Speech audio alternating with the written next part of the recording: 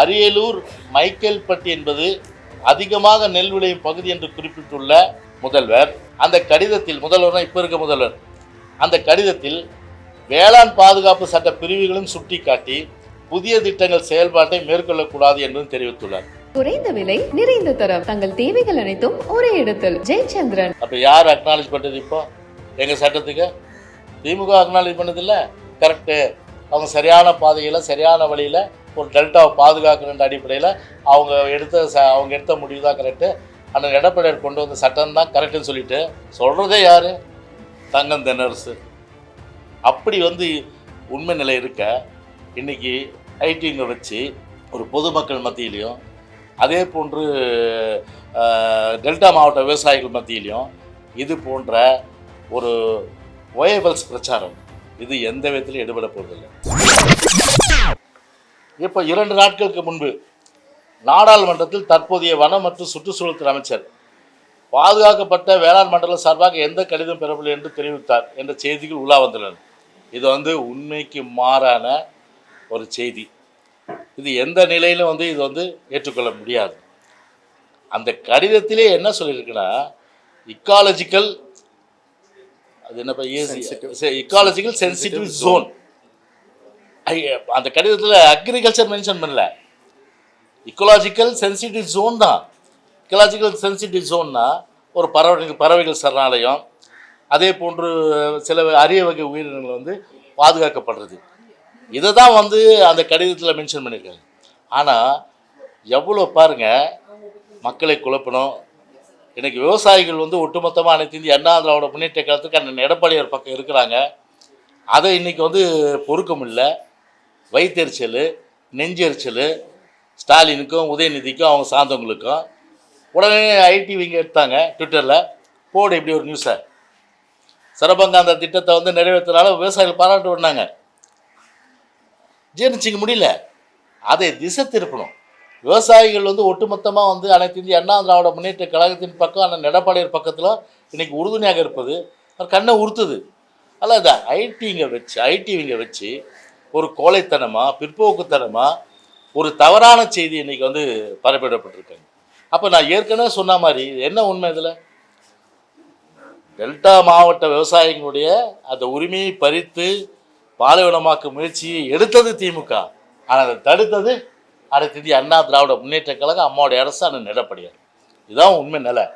ஏன்னா இல்லை, ஆனால் 11/2/2002 10/2/2002 முதலமைச்சர் எடப்பாடியார் அவர்கள் எழுதிய நேர்முக எடுத்து அன்றைக்கி போய் நான் போய் கொடுத்தேன். அன்றைக்கி நானே நேரடியாக மத்திய அமைச்சர் சத்துக்கு அடித்த வீடியோ இதெல்லாம் பார்த்தா உங்களுக்கு கம்ப்ளீட்டாக இப்போ போட்டு காமிக்க போகிறவங்களுக்கு. அதே மாதிரி இன்னொரு முக்கியமான விஷயம், இது நான் அண்ணன் எடப்பாடி ஆட்சி காலத்தில் விவசாயிகளுடைய இந்த முறையீட்டின் பேரில் கோரிக்கையின் அடிப்படையில் திமுக அந்த பாலைவனமாக்கும் முயற்சியில் எடுத்த நடவடிக்கை சொன்னேன். ஆனால் இந்த சட்டத்திற்கு இப்போதைய ஆளும் மாநில அரசே அதை ஏற்றுக்கினதை கூட இந்த ஐடிவிங்க முழு பூசணிக்காயை சோத்தில் மறைக்கிற வேலையை இன்றைக்கி அதை பண்ணியிருக்கேன். ஏற்றுப்பாங்களா தமிழ்நாடு? பாருங்கள், கிட்டத்தட்ட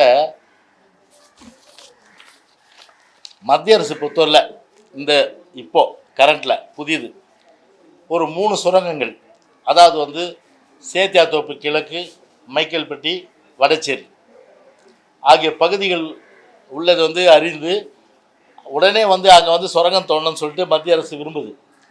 அதுக்கு இப்போ இருக்கிற முதலமைச்சர் பிரதமர் கடிதம் எழுதுறார். யார் சொன்னது? யார்? திரு தங்கம் தென்னரசு. அந்த வீடியோவும் போட்டு காமிக்கிறப்ப நாங்கள் அதுக்கு என்ன சொல்கிறார்? இத்தகைய அறிவிப்பை நிலக்கரி அமைச்சகம், யார் நான் சொல்கிறது என்னென்னா, முழுசாக அவர் சட்டமன்றத்தில் அவர் இது குறித்து சுரங்கம் அமைக்கக்கூடாது என்ற கருத்தை அதுக்கு ஏற்கனவே வேளாண் பாதுகாப்பு சட்டம் தெளிவாக இருக்கின்றதை அவர் இப்போ நம்ம ஐடிவிங் செய்யலான்னு போட்டு காமிப்பார். ஆனால் அதனுடைய கிஸ்ட்டை மட்டும் நான் சொல்கிறேன். தென்னரசு பேசுந்த மத்திய அரசின் இத்தகைய அறிவிப்பை நிலக்கரி அமைச்சகம் வெளியிடுவதற்கு முன்பு தமிழக அரசிடம் கலந்து பேசாமல், ஒப்புதல் அனுமதி பெறாமல் தன்னிச்சையாக அறிவித்த துரதிர்ஷ்டம் என்றும் குறிப்பிட்டு, அரியலூர் மைக்கேல்பட்டி என்பது அதிகமாக நெல் விளையும் பகுதி என்று குறிப்பிட்டுள்ள முதல்வர் அந்த கடிதத்தில் முதல்வர் இப்போ இருக்க முதல்வர் அந்த கடிதத்தில் வேளாண் பாதுகாப்பு சட்ட பிரிவுகளும் சுட்டிக்காட்டி புதிய திட்டங்கள் செயல்பாட்டை மேற்கொள்ளக்கூடாது என்றும் தெரிவித்துள்ளார். அப்போ யார் அக்னாலேஜ் பண்ணுறது? இப்போ எங்கள் சட்டத்துக்கு திமுக அக்னாலேஜ் பண்ணதில்ல. கரெக்டு, அவங்க சரியான பாதையில் சரியான வழியில் ஒரு டெல்டாவை பாதுகாக்கணுன்ற அடிப்படையில் அவங்க எடுத்த முடிவு தான் கரெக்டு. அந்த எடப்பாடியார் கொண்டு வந்த சட்டம் தான் கரெக்டுன்னு சொல்லிட்டு சொல்கிறதே யார்? தங்கம் தென்னரசு. அப்படி உண்மை நிலை இருக்க இன்றைக்கி ஐடிங்க வச்சு ஒரு பொதுமக்கள் மத்தியிலையும் அதே போன்று டெல்டா மாவட்ட விவசாயிகள் மத்தியிலையும் இது போன்ற ஒரு ஒயபிள்ஸ் பிரச்சாரம் இது எந்த விதத்திலும் எடுபட போகிறதில்லை. எனவே உண்மை நிலை மக்களுக்கு விவசாய பெருங்குடி மக்களும் உணர்ந்துள்ள நிலையில் இருந்தாலும் எங்களுடைய கடமை இப்படிப்பட்ட ஒரு ஏற்றுக்கொள்ள முடியாத ஒரு புழுகு மூட்டையை ஒட்டுமொத்தமாக அவிழ்த்துவிட்டு இது போன்ற ஒரு மக்களை விவசாய திசை திருப்புகின்ற வேலையிலே ஐடிவியும் சரி திமுக ஈடுபட்டால் நிச்சயமாக அது எடுபட போவதில்லை. எனவே உண்மை நிலையை நாட்டு மக்களும் விவசாயிகளுக்கும் தெரிவிக்க வேண்டிய அடிப்படையில் தான் இந்த ஒரு கருத்து இங்கே உங்கள் முன் வைக்கப்பட்டது என்பதை தெரிவித்துக் கொள்கின்றேன். அது நீங்கள் சொல்லி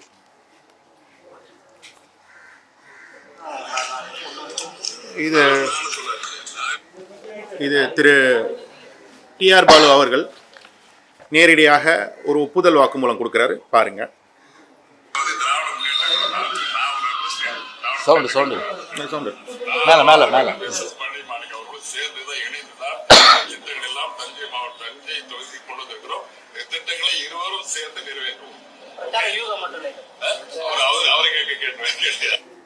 அது பெருமையா தஞ்சை மாவட்டத்துக்கு பெரிய அளவுக்கு வரலாற்று சிறப்புமிக்க திட்டமாக இந்த திட்டத்தை யார்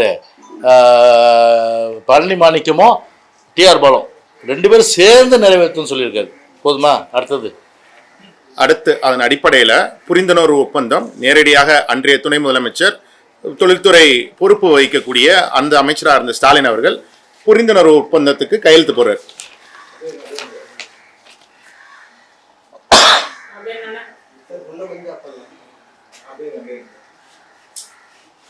இது ஆக்சுவலாக 2011 கிரேட் ஈஸ்டர்ன் எனர்ஜி அந்த நிறுவனத்தோட ஜனவரி மாதம் போடுற ஒப்பந்தம். அது எம்ஓயு எவ்வளோ பெரிய அண்ட புழுகம் ஆகாச புழுகம் ஒட்டுமொத்தமாக தமிழ்நாட்டை சீரழித்து விவசாய பெருங்குடி மக்களுடைய வாழ்வாதாரத்தை சீரழித்து கொஞ்சம் கூட கூச்ச நாச்சம் இல்லாமல் இப்படி ஒரு அபாண்டமாக சொல்கிறது ஏற்றுக்கொள்ள முடியாது.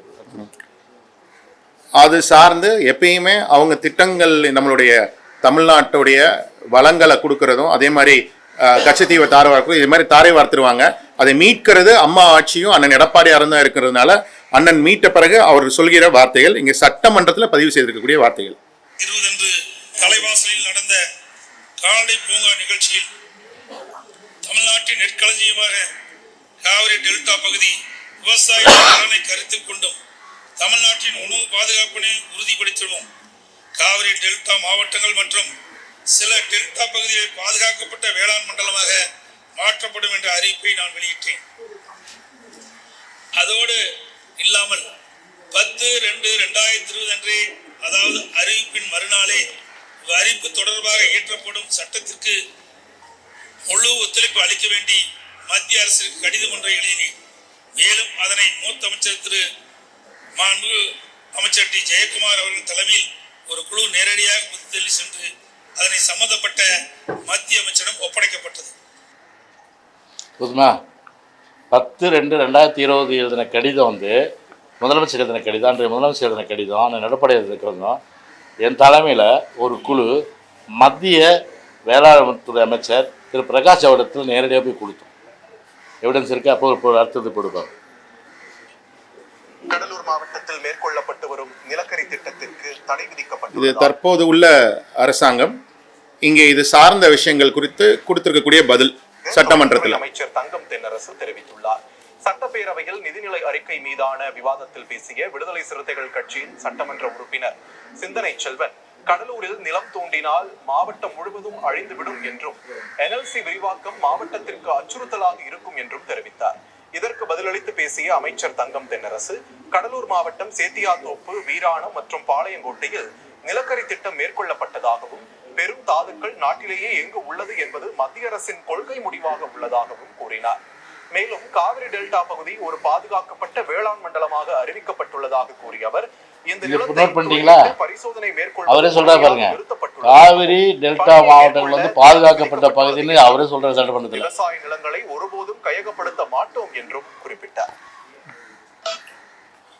அதுதான் வந்து ஆக்சுவலாக மூணு திட்டத்துக்கு, அதாவது வந்து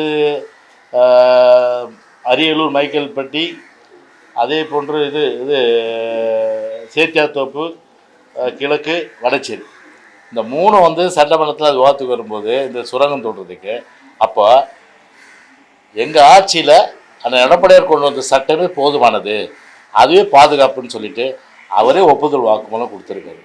இப்படி வந்து ஒரு உண்மை நிலை இப்படி இருக்க ஒரு கோயை பிரச்சாரம் பண்ணி அதில் வந்து ஒரு ஒரு ஒரு ஒரு என்னென்னா ஒரு குறுகிய எண்ணத்தோட ஒரு மலிவான விளம்பரத்தின் மூலம் வந்து இன்றைக்கி திசை திருப்புகின்ற வேலை விவசாயிகள் மத்தியிலையும் அதே போன்று பொதுமக்கள் மத்தியிலும் ஈடுபடாது.